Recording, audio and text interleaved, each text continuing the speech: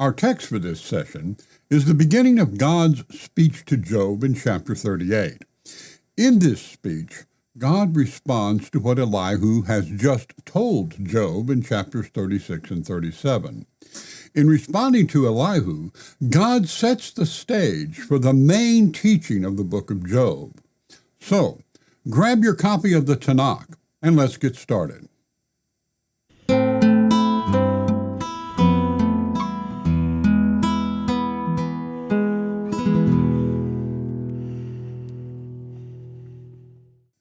When people think of the book of Job, we think of the problem of suffering. Job is a righteous man, but contrary to expectations, instead of being blessed, Job suffers pain and loss. In attempting to explain Job's situation, Job's friends and Job himself work from the basic assumption that they can understand the ways of God. This assumption comes to the fore in the speech of Elihu in chapters 36 and 37. Elihu extols the ways of God. What he actually says is not really the problem. The problem is the presupposition behind what he says.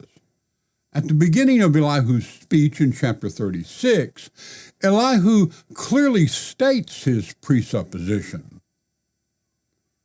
Elihu said further, "Be patient with me a little longer, and I will instruct you, for I still have words to speak on God's behalf. With my knowledge I will speak comprehensively, and to my Creator I will ascribe righteousness. For in truth my words are not false. It is one complete in knowledge who is with you."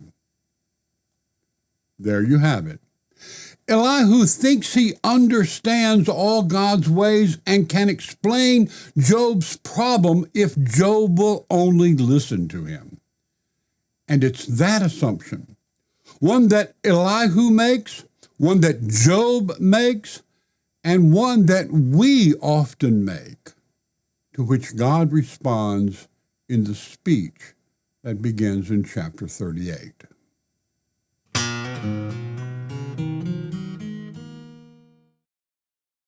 The language of the book of Job is notoriously difficult. In fact, it can be so challenging at times that some commentators have suggested that it's not really Hebrew at all, but some related Semitic dialect. Whatever the case, the text before us today is not really all that difficult. There are a few rough spots, to be sure, but the main problem is just quite a bit of vocabulary that's rare or obscure. So given the length of the reading, we're going to work through the passage a little more quickly than normal, just focusing on the main grammatical and lexical issues. Verse 1 sets the stage for the speech of God that follows, framing it as God's response to the words of Job's friend Elihu in chapter 37. Ya'an Yahweh eth Ya'ov min hasara vayomer. Yahweh responded to Job from the Sa'arah. The verb anah is typically translated as answer, and that's fine, except that it's Elihu's speech immediately before this that God is really responding to. So what God says is more of a general response to the whole conversation. It's directed at Job, but it is a response to what Elihu said to Job. So it's not really an answer to a specific question. As a result, I would render this responded to in order to avoid the connotation of the answer to a question. The word sa'arah is commonly translated whirlwind in English.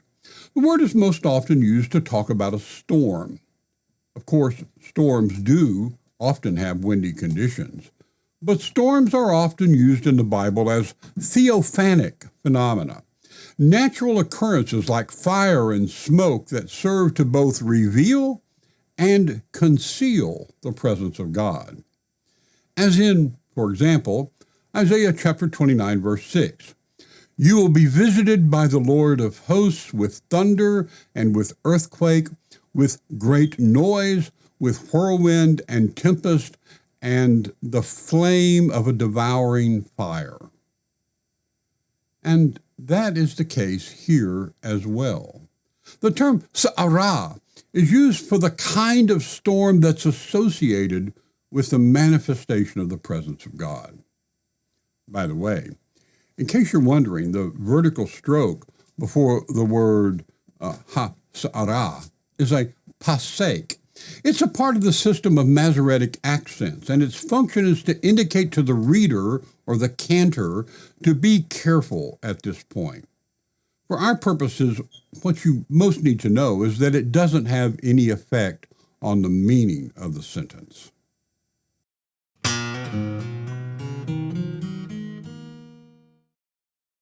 God's discourse begins in verse 2 with a question.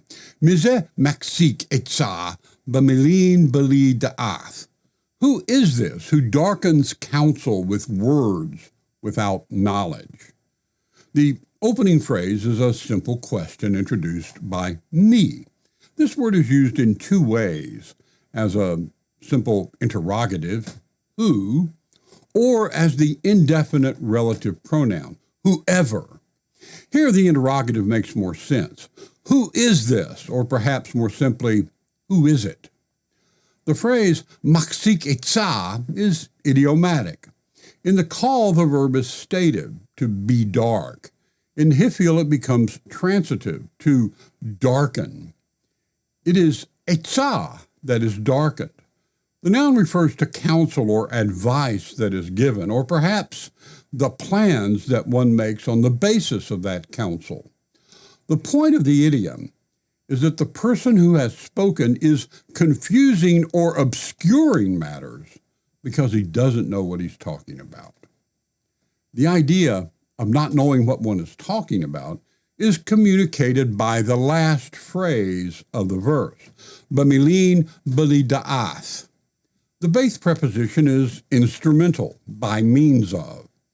It's attached to the noun milah, that refers to something spoken or a word. There are two interesting things about this word. First, it's not used in the Tanakh very often. Of its 38 occurrences, 34 are in the book of Job. The second interesting thing is the form itself. The ending is the standard masculine plural ending in Aramaic, not in Hebrew. This seems to be a peculiarity associated with this word. 13 of the 23 times this word occurs as a masculine plural, the form has this Aramaic ending. In the book of Job, it occurs 10 times with the normal Hebrew masculine plural ending, and 13 times with this Aramaic plural ending. So there doesn't appear to be any special pattern or significance to the usage. It's just a curiosity. The rest is straightforward enough. The word bli is used here as it is normally used as an adverb in the sense of without. And da'ath is simply the noun for knowledge, without knowledge. So God begins his discourse by making an important point in response to what Elihu has said. Back in chapter 36, Elihu had described himself by saying, "For truly my words are not false. One who is perfect in knowledge is with you." The Hebrew there suggests the idea of one who is complete or whole in his knowledge. In effect, one who knows everything. So Elihu thinks that he's offering Job brilliant counsel based on his complete knowledge about God and his ways. And to that, God says, in effect, "Not so fast, dude. You don't know anything." And he challenges Elihu's arrogance further in the next verse.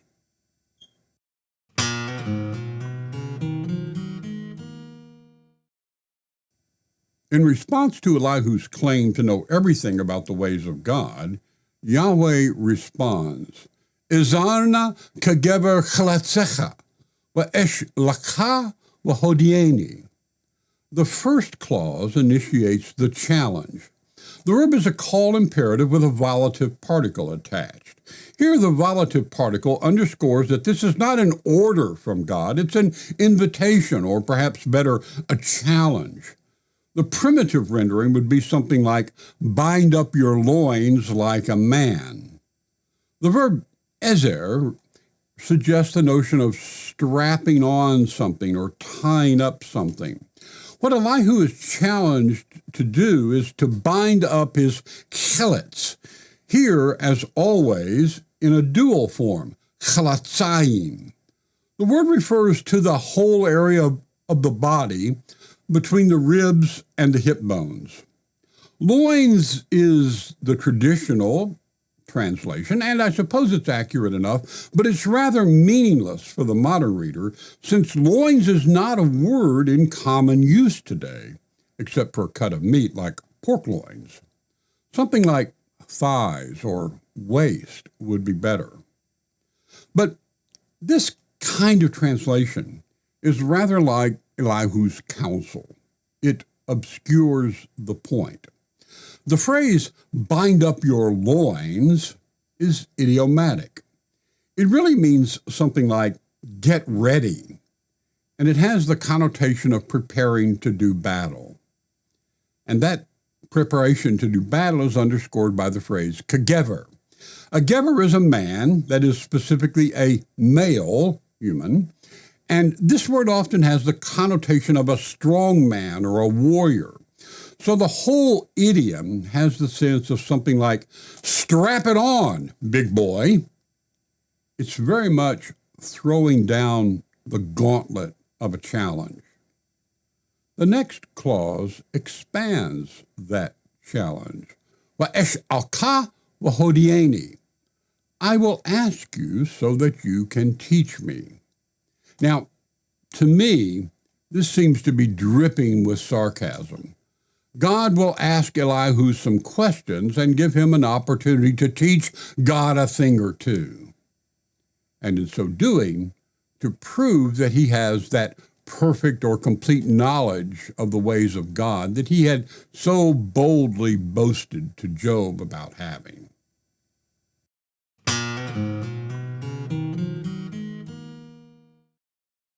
Well, if Elihu knows everything about God, he must have been present at creation. So God begins by asking, Epho hayetha b'yazdi aretz. The first word, epho, is an interrogative adverb. Where? Where were you? B'sadi aretz. The form b'asdi is a call infinitive construct with the preposition based on the front, here introducing a temporal clause. The verb yasad means to lay down something or to prepare the foundation for something. It's also used sometimes in the sense of establishing or putting something in place. So the first question that God has for Elihu is, where were you when I laid the foundation of the earth? Haged im yadatha binah. The first verb here is a Hithiel imperative from nagad, to tell or declare. Tell me if you know with understanding. Binah is a noun derived from the verb to understand, bin. It's used to refer to understanding or insight about the way the world works. The idiom to know understanding, or perhaps to know with understanding, seems odd to modern English speakers. So we might say something like, if you have understanding, or even if you understand. Given the sarcasm that pervades God's words here, one might be tempted to render this colloquially as, tell me if you think you know so much.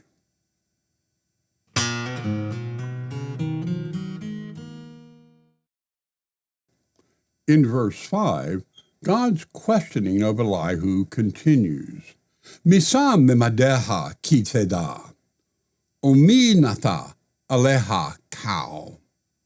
Who determined its measurements, since you know? Or who stretched out over it a cord? As in verse 2, we begin with the interrogative pronoun me. This interrogative is generally used when asking a question about people, so it's commonly translated who. The verb is the common verb seem, to put or place or set something in place. And what God is asking about is the memad of the earth. This is the only time in the Tanakh that this word occurs, but it's related to the verb that means to measure. And given that the following clause refers to a measuring line, then something like measurement would seem to be the right gloss here. So God is asking Elihu if he was present when God determined the measurements of the world in creation. And he finishes that question with another sort of sarcastic kiseda. As you know, the particle ki can be tricky to translate since it's used to introduce so many different types of clauses or phrases in Hebrew. 4 of these possibilities seem to make sense here. It could introduce a conditional clause, if you know.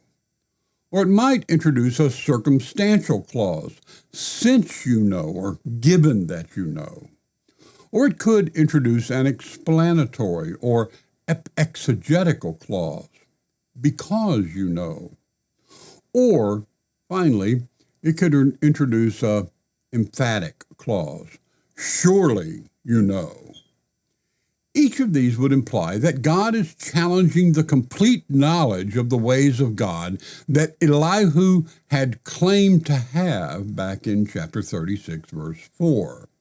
So the question for us is the extent to which we want to highlight the tone of the question.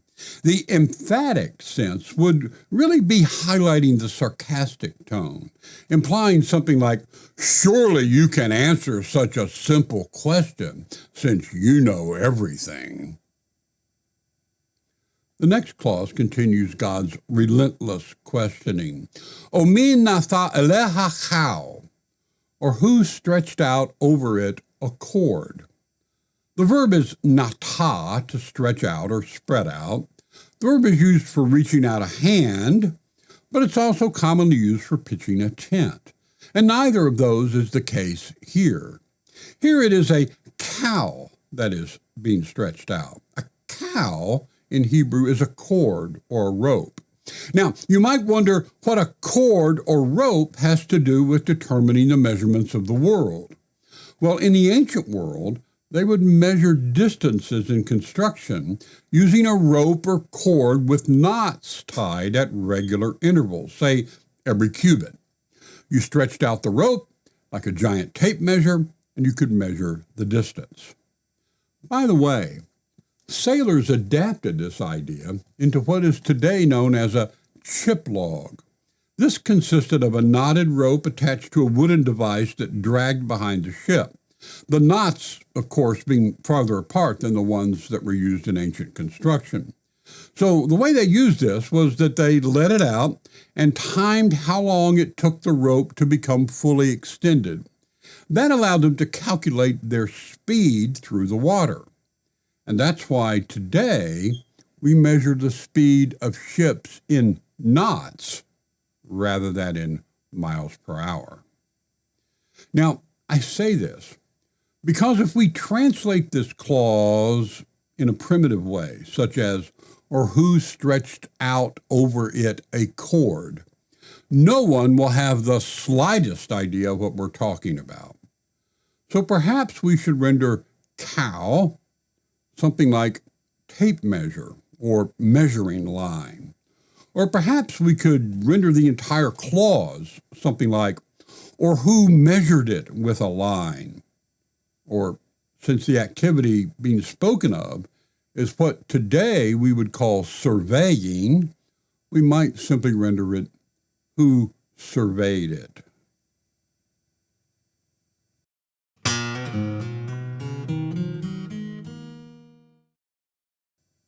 In verse 6, God's challenge to Elihu's assertion that he knows everything about the ways of God continues.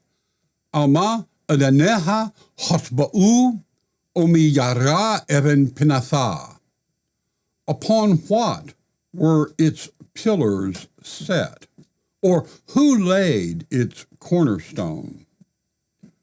To understand the imagery here, it may be helpful to review the ancient understanding of how the world was built. The land was thought to be surrounded on all sides by water, like an island, but they didn't think of it as floating, as some have suggested.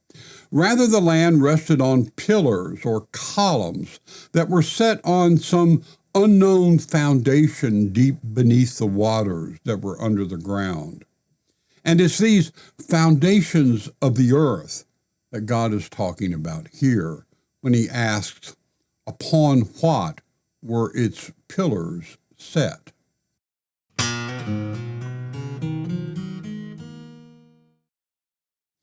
The last clause in verse 6 really continues through verse 7, so I think it would be helpful to read these together. The verb yara often means to throw, but if we look at its various usage, it sometimes has a suggestion of something like to put something out there. One way we put things out there, at least when it comes to ideas, is to teach them. So this same root that's used for the idea of throwing or shooting an arrow is also used of teaching. And the Torah, a noun related to this verb, is what God has put out there. It's what God has taught or what God has revealed.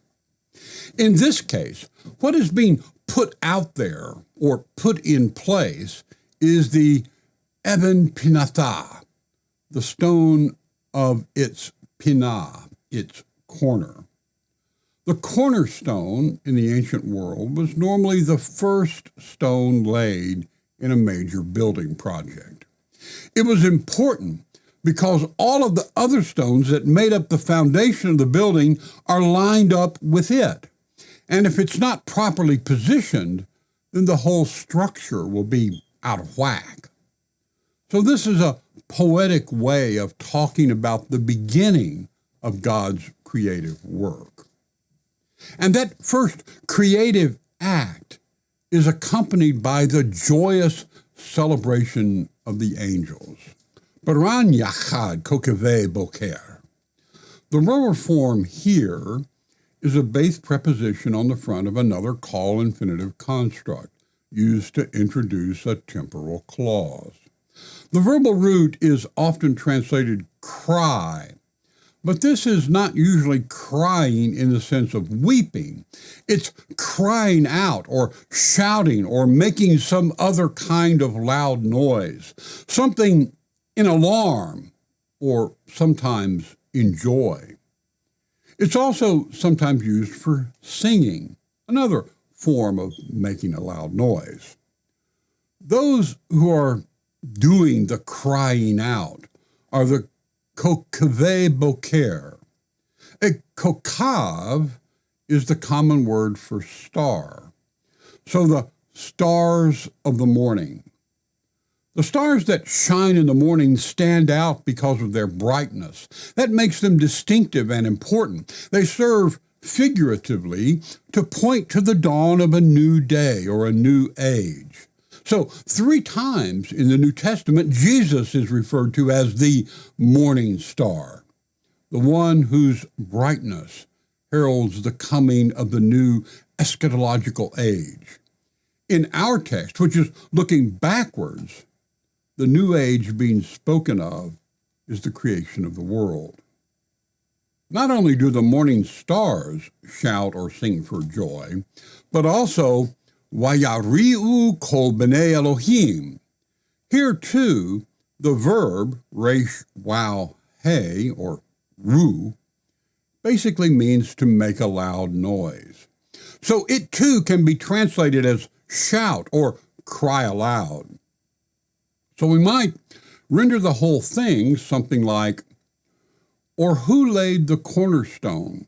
while the morning stars sang together and the sons of God shouted for joy.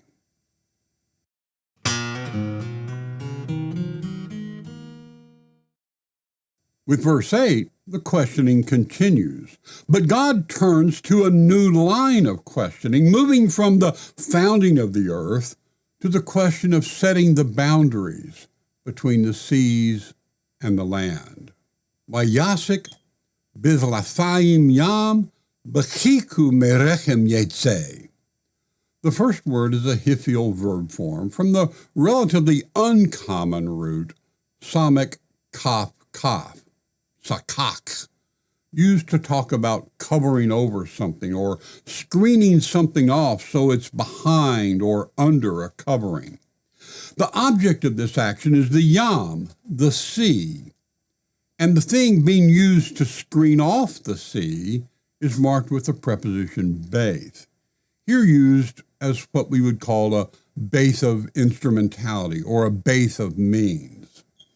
The verb deleth is the same word as the name of our letter daleth, which after all looks a bit like a door swung open on a hinge.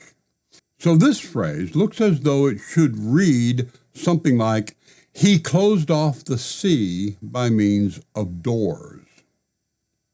The question is how we're to relate this phrase to what preceded it. We've had a series of questions introduced by interrogative particles, but here we have no interrogative word. So I think we have to consider two options. First, we could take it as a question and simply argue that the interrogative is being implied from the context. After all, in Hebrew, as in English, we don't have to have an interrogative word to introduce a question. Many English translations follow Jerome's Vulgate, which does precisely that, and so render it something like, who closed off the sea with doors? The problem with this is that the closest interrogative is not who in verse 5, but on what in verse 6. Now, this fact doesn't entirely preclude Jerome's translation. It's possible to pick up an interrogative from later back in the discourse, but it is a weakness in the argument.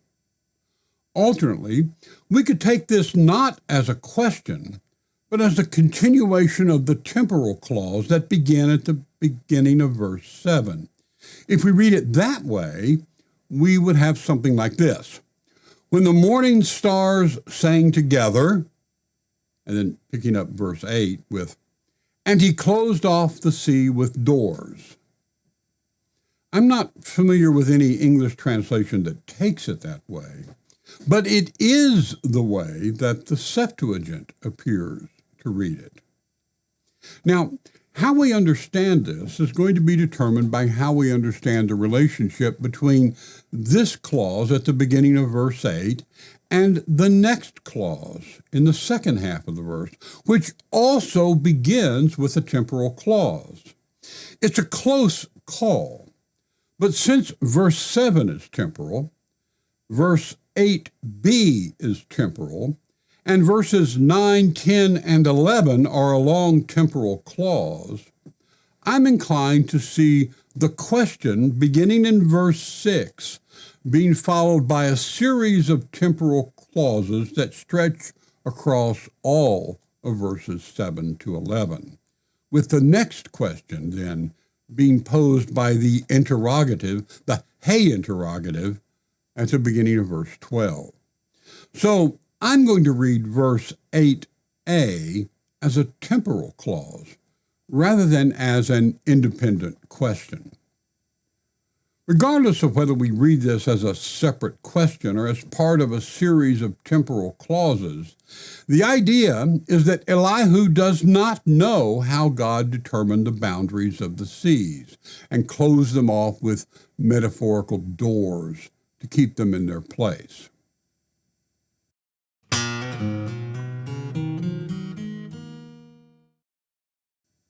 Verses 8b through verse 9 introduce a shift in the metaphor. They employ the metaphor of birth to describe the origins of the sea. So as we did previously with verses 6b and 7, we'll read 8b and 9 together. The next clause, B'hicho merechem yetzeh, is also temporal, being introduced by another infinitive construct with the preposition beith. The main verb, yetzeh, stands at the end of the clause. So we would read this as, when in its bursting forth it came out. The verbal root here is the hollow verb geek. This is the same verb that gives its name to the spring of water. That's the main water source for the city of Jerusalem, known to us today as the Gihon Spring. This spring is just down the slope on the eastern side of the city in the direction of the Kidron Valley, into which its waters naturally flowed.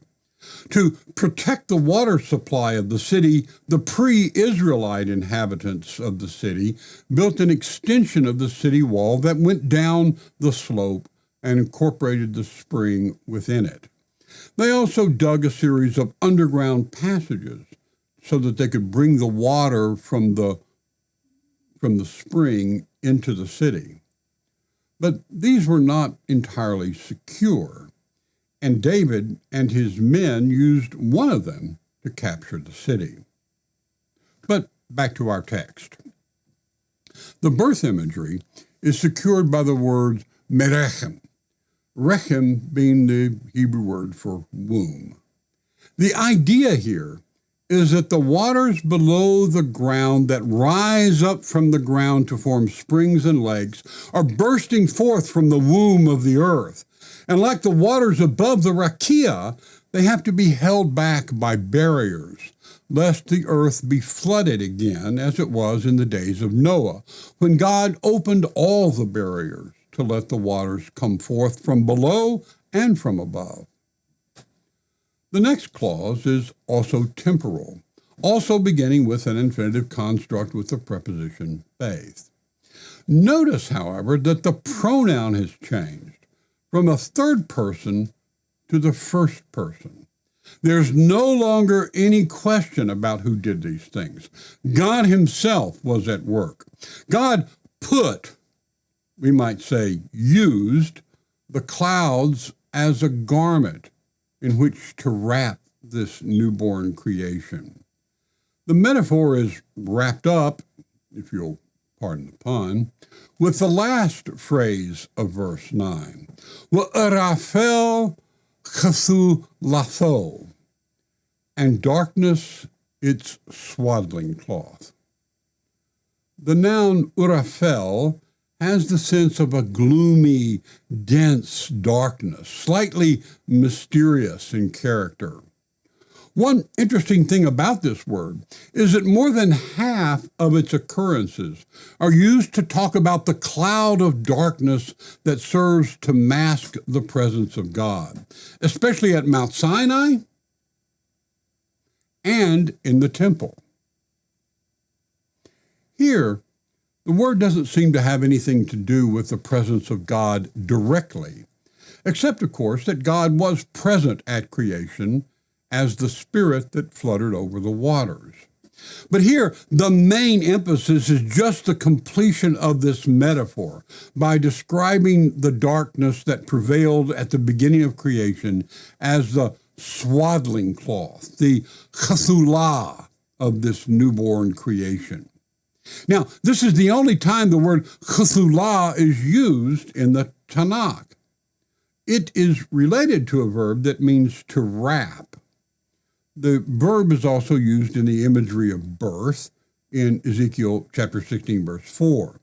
So the use of the related noun in this metaphor associated with birth for a cloth, a swaddling cloth, or as we might say today, a baby blanket in which the newborn creation is wrapped, makes perfectly good sense.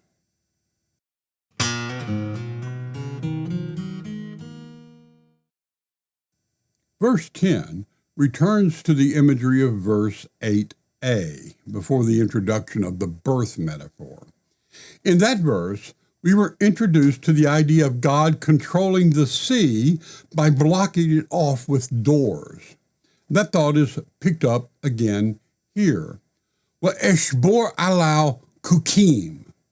Now, the only difficulty here is the use of the common verb shin beis resh, shavar. This word is used nearly 150 times in the Tanakh with the idea of breaking or shattering something.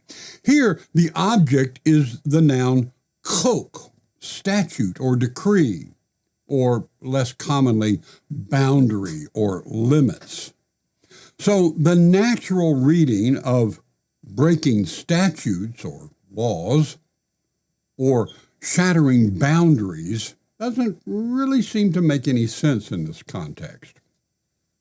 To make matters more difficult, this is the only time in the Tanakh where koch is used as the object of shavar. So we can't find any exact parallels elsewhere in the Tanakh.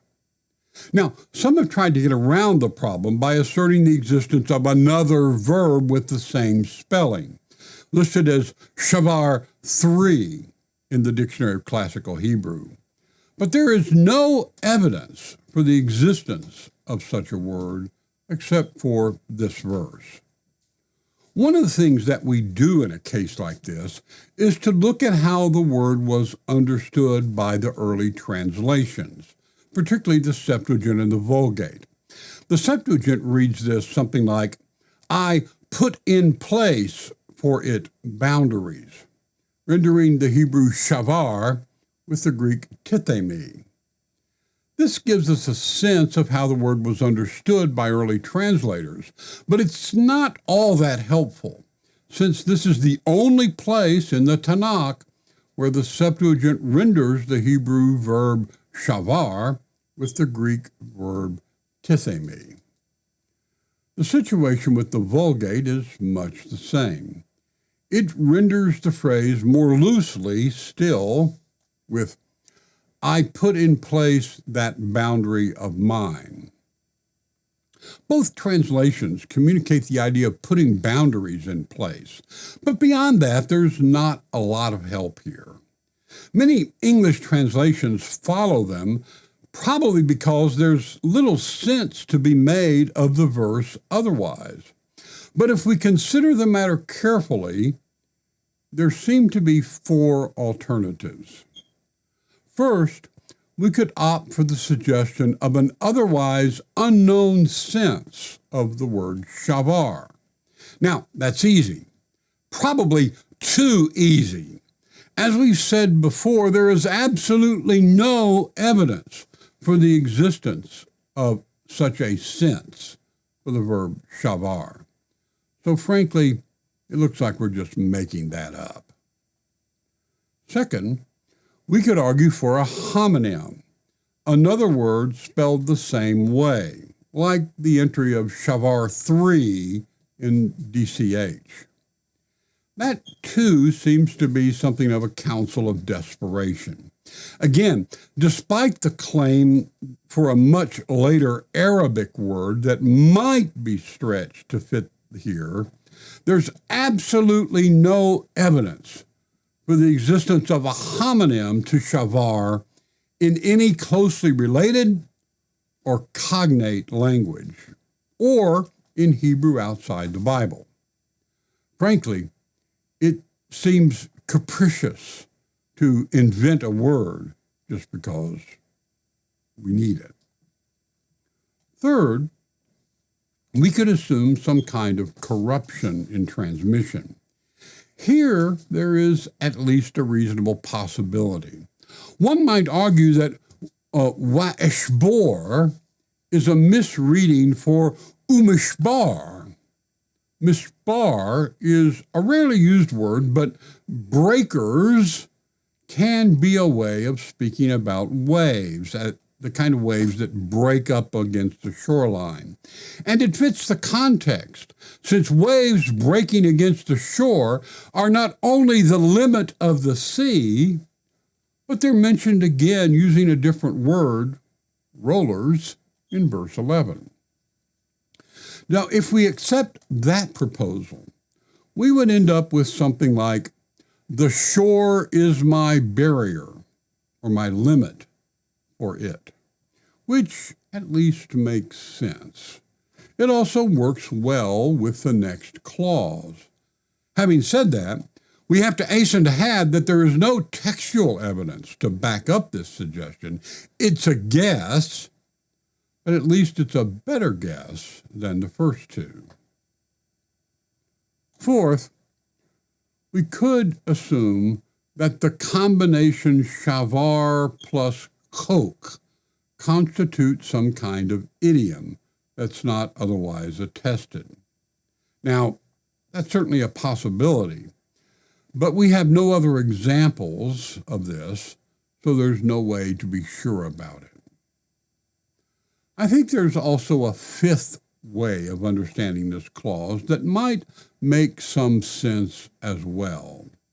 The verb shavar is sometimes used with the sense of to stop something. It's not really common, but it is attested elsewhere. If we take it that way, then we can understand the allow as the thing being referred to, in the sense of, I will put a stop to it. But what would we do with the cookie then? I would suggest taking it as what we sometimes call an adverbial accusative. If so, then the whole thing would be something like, I will put a stop to it by my statute. Such a reading not only works, but it has the virtue of explaining the otherwise problematic first-person pronoun on chok. It also fits the parallelism of the next clause. Wa'asim bariach v'dalathayim. I put in place a bar and doors. Yeah, that sounds rough to our ears. I would understand the phrase a bar and doors as an instance of Hindiadus, and so I would render it as barred doors or a barred door. Of these five possibilities, it seems to me that the third or the fifth are the most plausible, with the last one being the best explanation of the renderings of the Septuagint and the Vulgate.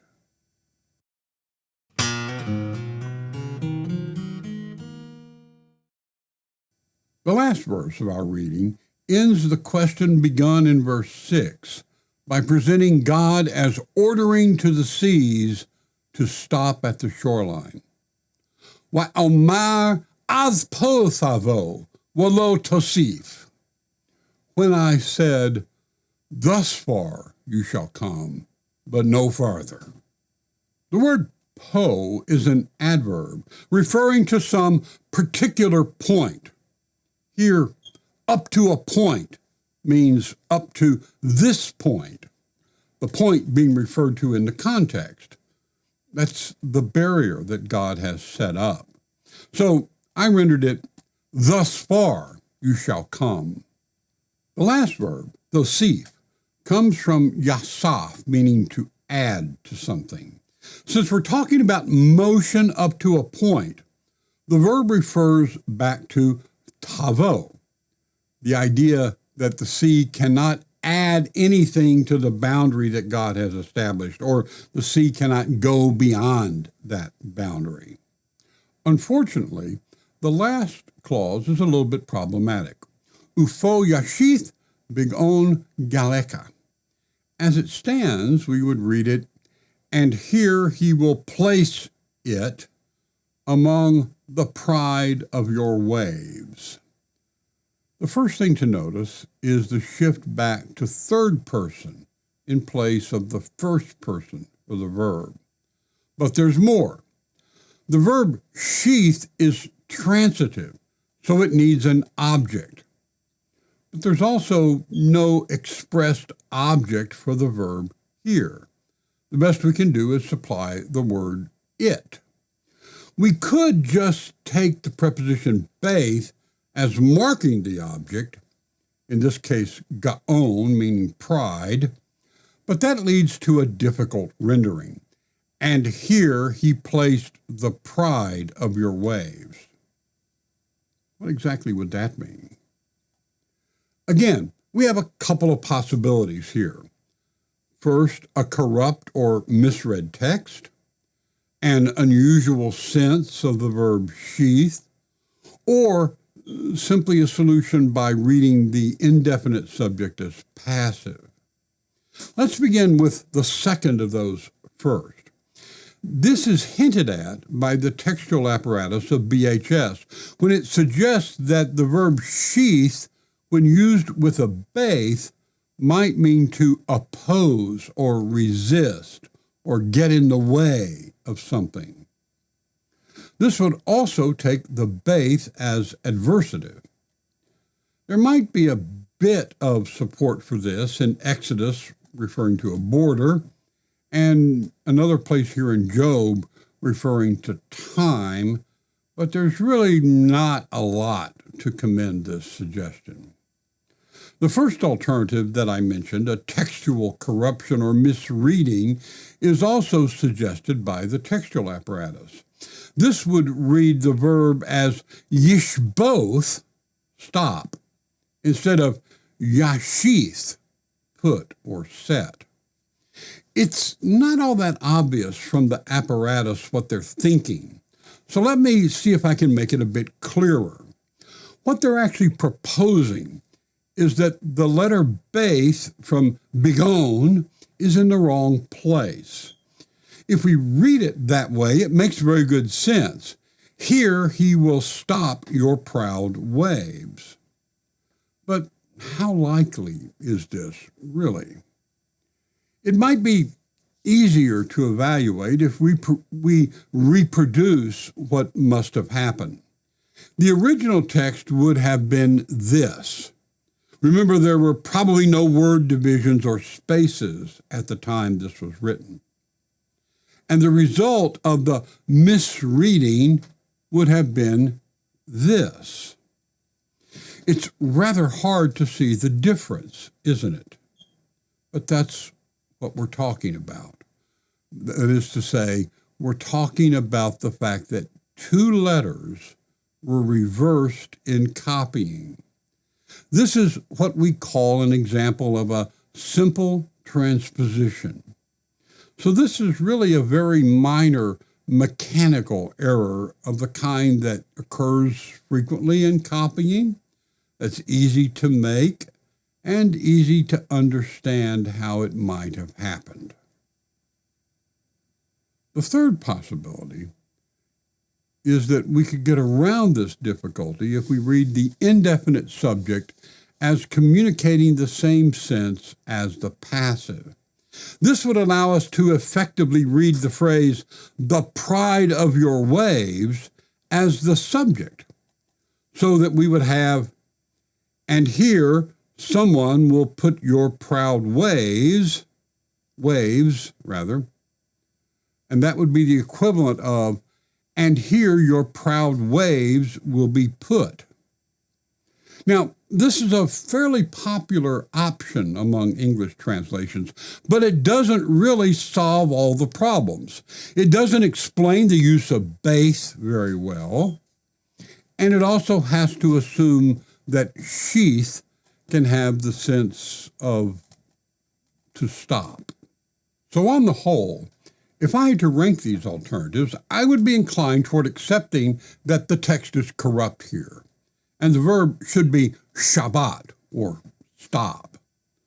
Alternately, a little less enthusiastically, I might accept the idea that sheath has a rarely used sense of stopping or setting a limit to something. However we explain the text, The point is clear from the context. God has set a limit to the sea's desire to flood the land. And Elihu was not there to observe God doing all these things. So Elihu does not know all the ways of God as he had boasted. When we think of the book of Job, we usually focus on the question of suffering. That's understandable. But the book of Job does not attempt to explain suffering. Rather, it emphasizes the limits of human understanding of the ways of God. And that theme comes out very clearly in this text, especially when it's set against the boast of Elihu in chapter 36, verse 4. When we experience suffering, we're tempted, like Job and his friends, to focus on the question, why? But the truth is that why is largely irrelevant.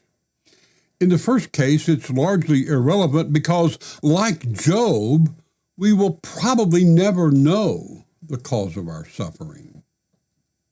Second, even if we knew the cause of our suffering, that knowledge would be irrelevant since it's in the past and we cannot change it or undo it. What matters more is how we respond to suffering. While our text for today does not make the point directly, the scripture teaches elsewhere, even in the book of Job, that the godly response to suffering is to receive it as a gift from the hand of God, to take it as a reminder that we should repent of all our sins, and to rejoice that in Jesus Christ we have a Redeemer who has borne all our suffering and more, and who offers us not a life without suffering, but an eternal joy and comfort in Him that transcends suffering. So the point of the text is not really to humiliate Elihu or Job. The point is to teach us to live by faith. I'm Dr. David Adams. Thank you for joining me as we read together the Word of God from Job 38. I hope that you'll join me again soon for another opportunity to study the Word of God together in the language in which He inspired it to be written.